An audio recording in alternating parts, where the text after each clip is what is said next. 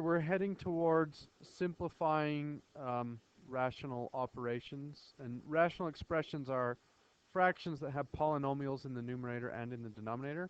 And if I just tried to teach you how to add these together to begin with, there's so many parts, you would have been confused. So we spent a day adding fractions.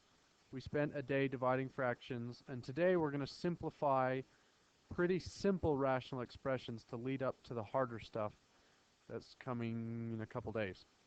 So on this worksheet, look at number 1. And we have 36x to the third divided by 42x squared. Can I pull anything out, or can I divide anything out in its current form? Well, 6 goes into both of them. Goes into the top 6 times and the bottom 7 times. And what about x to the third over x squared? Is just x. So that's negative 6x over 7. Now let me show you why that works. If I were to factor 36 all the way down to prime factors, it's 2 times 2 times 3 times 3, and then x, x, x. Oops. That is 36x to the third. 42 is 2 times 3 times 7, and then it had 2 x's. So I've taken my original polynomial and I've broken it into factors. Are there any factors that appear on the top and the bottom? Well, we get rid of a 2, get rid of a 3, and then 2 of those x's go away, and what's left? 2 times 3 times x, which is 6x, and 7 is left over. So what we're going to do today is take polynomials and factor them out. Once they're factored out, we cancel what we can, and then we put them back together. Okay? Now, let me show you something you need to be careful about.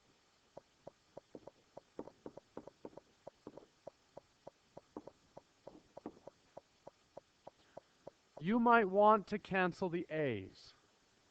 But let's look and see if that would actually work. 2 plus 4 over 3, well, no, it's got to be a 2. 2 minus 1. So 2 plus 4 is 6, and 2 minus 1 is 1, so this fraction equals 6. What if we cancel the 2's? Is that the same thing? No. In fact, almost never will that work. If I had x squared plus 2x plus 5, and then I had a 2x on bottom, can I divide out the 2x's? No, not unless the 2x goes into all 3 terms on the top. Here's what you can do. If I had like a plus b, c squared, b plus c over c times b plus c times a minus b. Now I've taken a polynomial and I've broken it into multiplications, into factors. If any of those factors match, you can cancel them.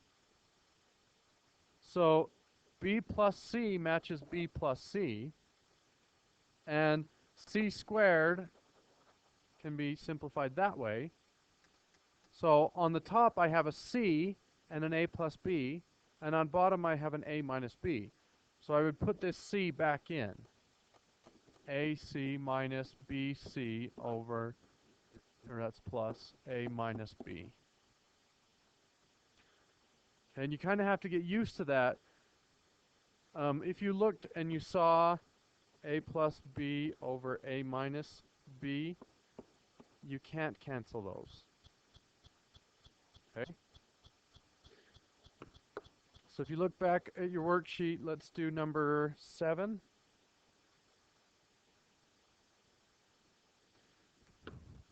So now I have 2 terms on top and 2 terms on bottom. It might look like you can cancel the r's and you can simplify the 4 over the 2, but that's not the case. We have to look for a common factor in the numerator. Is there a number that goes into 2r and into negative 4?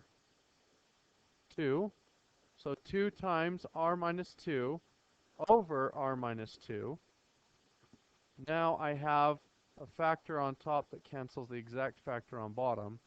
And I'm left with 2 over 1. Okay. Look at number 11. No, actually, let's do 12.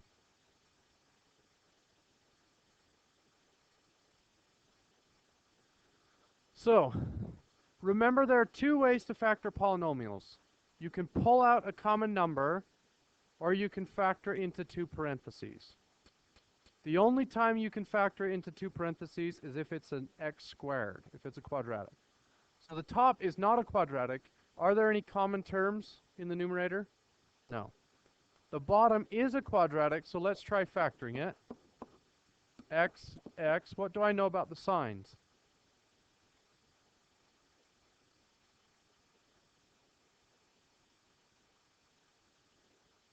So because I have a negative 6, I know that 1 is plus and 1 is minus. So let's look at 6. 1 and 6, 2 and 3. Does one of those combine to make a negative 6 and a positive 5? Which one? So if we had minus 1 and positive 6.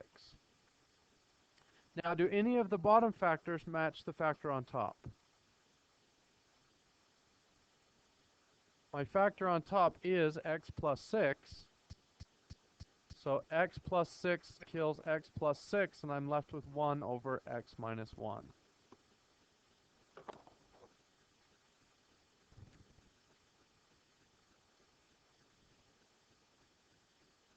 Everybody okay with that? Turn the page. Let's do number 17.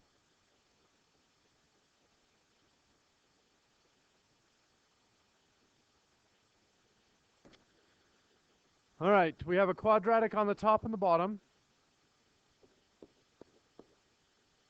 What do I know about the factors on top? B and B, what about the signs? They're different. Okay, and factors of 28 that add to be 3. 7 and 4. Which one gets the plus? 7 is plus, 4 is minus. Then on bottom, how does b squared minus 49 factor?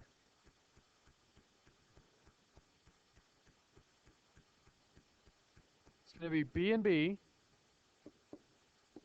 What do I know about the signs? Would two negatives give me a negative 49? No, they have to be different. And what do they need to add to b?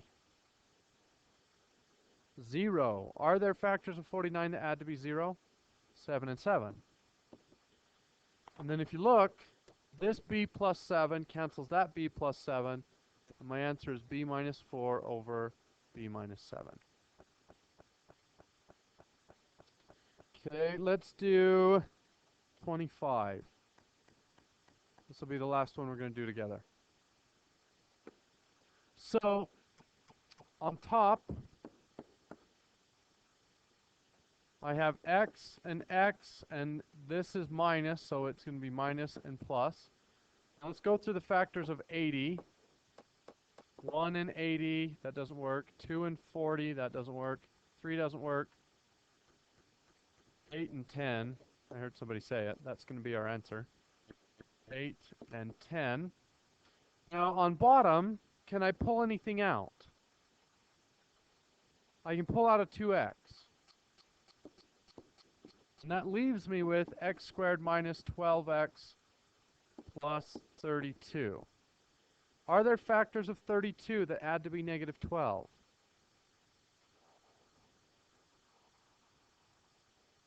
One and 32 doesn't work. 2 and 16 doesn't work. 3 doesn't work. 4 and 8. That would give me a 12. 6 and 6 would be 36. So this would be x minus 8 and x minus 4. Does anything cancel?